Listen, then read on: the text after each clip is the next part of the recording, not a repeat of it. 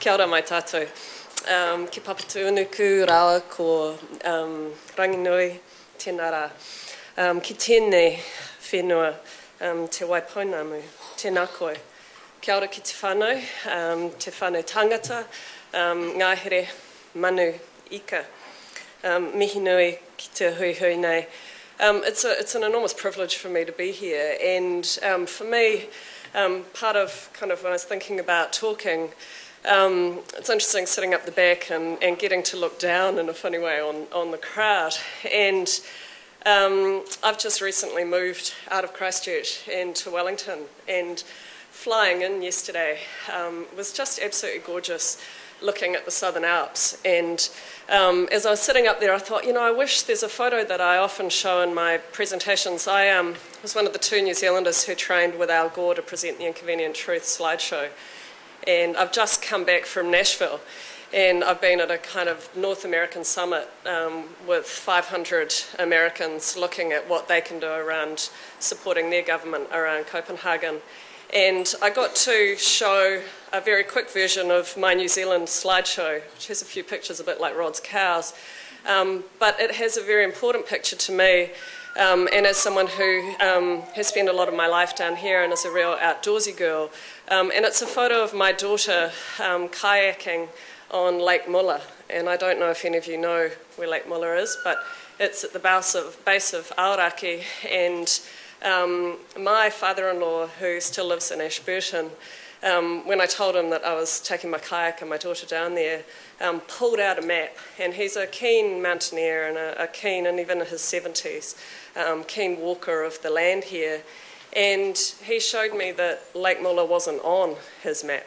And for those of you who've been there, it's right here in our backyard. I spent 3 hours kayaking on it. And at the end of the lake, there's this thing that kind of looks like a bit of a dirty cliff. And the dock guys had told me not to go too close, but I'm not an entrepreneur by being told what to do. And so I kayaked a bit close, and I realised that this dirty-looking rock wasn't a dirty-looking rock at all. In fact, it's the terminal face of the Muller Glacier. And as I got closer, I thought this is really interesting. So when I came home, I called up my mates at NIWA and I started doing some research. And this is a 5,000-year-old piece of ice that is melting at a great rate, to the point that just down the road here, it's creating a lake that isn't on my father-in-law's map. And so I think it's also important when we start to think about these very global issues that we also think about the local. And that's for me why I was really delighted to be part of this today. Because while I don't think of this as my land, I am of this land. And so when I'm out there on Aoraki, or I'm out kayaking on the lakes and rivers around here, this is where I belong, and this is where I've come from. And I think it's really important that we make sure it's there for my daughter and my daughter's children and the future generations. And for me, I've always been an entrepreneur. My very first job was I started a stop-go company when I was a student, when I was 15, and I hired Massey University students at $30 a day and hired them out to Manawatu ashfelts in the Manawatu Gorge at $50 a day, and it paid my university fees quite nicely. So I've always been an entrepreneur, and I think it's important that we think about some of these crises, because in my 20-odd years as an entrepreneur, in fact it's actually nearer 25 now, I realise I'm coming up for 30, then in those times we've been through quite a few crises. I started my first business at 23% interest rates from the bank. I started a company, a waste management company actually in Vietnam in the 90s, and went through the Asian flu crisis and closed that company in 1997 as my clients walked off their factories out of Vietnam. And we've been through this current economic crisis. But I've also been through all of these environmental movements as well. Early photos of me in the sort of C&D days, and one of my proudest moments was as a student in the States, where I did a Masters in Environmental Health. And one morning I'm sitting in my favourite cafe, and I opened the New York Times and I burst into tears.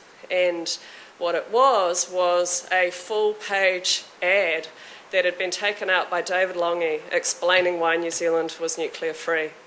And the very next Saturday morning, there was a full-page ad of all of us who were New Zealanders living in the greater New York area, and we paid to put a full-page ad in to say that we totally supported what our government had done.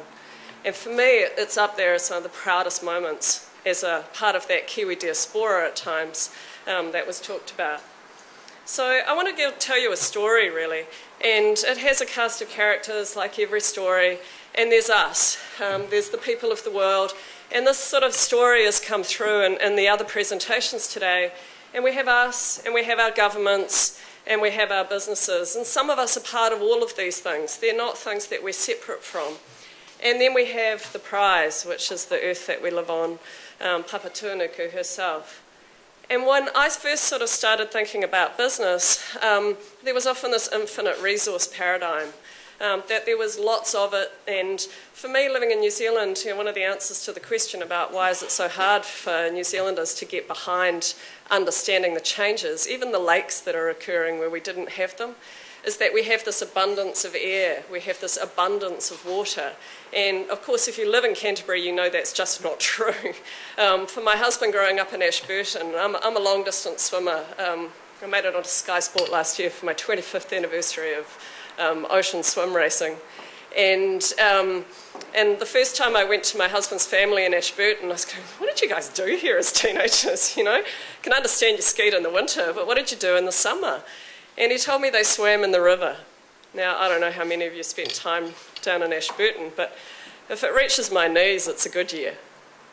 And I made them a few summers ago. I actually produced photographs of these rampant lot as teenagers, you know, drinking beer and swimming in the river to prove it to me. And I've grown up around here with people saying to me, and even last week in Geraldine, I had a farmer say to me, if the water gets to the sea, it's a waste. And so what we have around here is we have this attitude that even here in Canterbury, that there's so much water and there's so much air and so much land, it just doesn't matter. Well, this is a paradigm that was true in the 1900s often. And it was a paradigm that kind of worked for business back before Rod's slides of how our growth has been of 289%. It was a paradigm that worked for many centuries.